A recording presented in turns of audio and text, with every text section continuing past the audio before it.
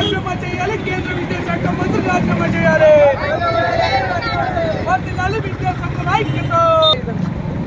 రాజీనామా చేయాలి, కేంద్ర విద్యాశాఖ మంత్రి రాజీనామా చేయాలి. రాజీనామా చేయాలి, కేంద్ర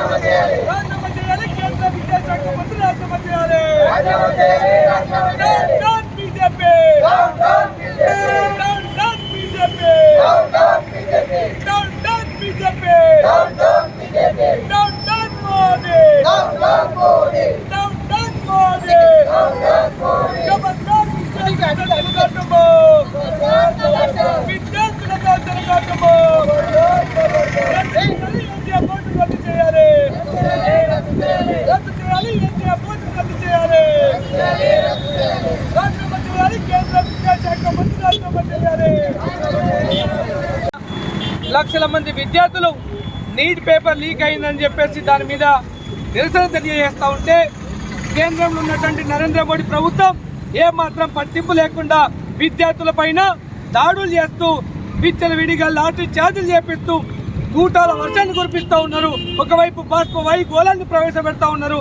విద్యార్థులు ఏమైనా పరాయి దేశ వాళ్ళు అనుకున్నారా, విద్యార్థులు ఏమైనా ఉగ్రవాదులు అనుకున్నారా అని చెప్పేసి ఈ సందర్భంగా తెలియజేస్తా ఉన్నాము.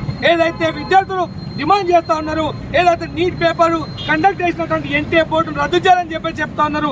నీట్ పేపర్ లీకేజ్ లో దాదాపు 22 లక్షల మంది విద్యార్థుల జీవితాలు ఈరోజు రోడ్డు పాలైందని చెప్పేసి వాళ్ళు చెప్తా ఉన్నారు. ఈ నీట్ లీకేజ్ సంబంధించినటువంటి దాని బాధ్యత వహిస్తూ కేంద్ర విద్యాశాఖ మంత్రి రాజీనామా చేయాలని చెప్పేసి డిమాండ్ చేస్తూ ఉంటే విద్యార్థులను చూడకుండా ఈరోజు లాఠీలు దులిపిస్తూ విద్యార్థులపై దాడులు చేస్తూ ఉన్నారు. ఇదే లాఠీ చార్జ్ చేయడం వల్ల 21 సంవత్సరాల సాక్షి అయినటువంటి విద్యార్థిని ఈరోజు లాఠీలకు బలైపోయింది. వారి కుటుంబానికి న్యాయం చేయాలని చెప్పేసి ఈరోజు పీడిఎస్ మిగతా సంఘాల తరఫున ఈరోజు కేంద్ర ప్రభుత్వ దిష్టిబొమ్మను, అదేవిధంగా ఏదైతే కేంద్ర మంత్రి విద్యాశాఖ మంత్రి ధర్మేంద్ర ప్రధాన్ దిష్టిబొమ్మ దానం చేయడం జరిగింది. ఇకనైనా ఈ ఏదైతే బీజేపీ ప్రభుత్వం తన తీరు మార్చుకోకపోతే ఖచ్చితంగా విద్యార్థులు గట్టి బుద్ధి చెప్తారని చెప్పేసి ఈ సందర్భంగా హెచ్చరిస్తా ఉన్నాం.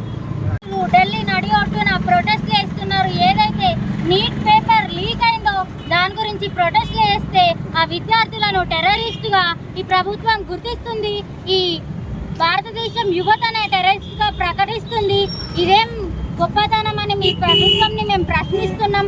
అంతేకాకుండా ఆ విద్యార్థుల తరఫున ఈరోజు మేము బంద్ను ప్రకటించాం, బంద్ను విజయవంతం చేశాము. అదే కాకుండా విద్యార్థులపై టెర్రరిస్ట్ అని ముద్రలు వేసి వాళ్ళపైన కేసులు వేసి లాఠీ చార్జులు చేసి చనిపోయిన స్థితికి తీసుకొచ్చిన ప్రభుత్వం ఆ కేసులను వెనక్కి తీసుకోవాలి.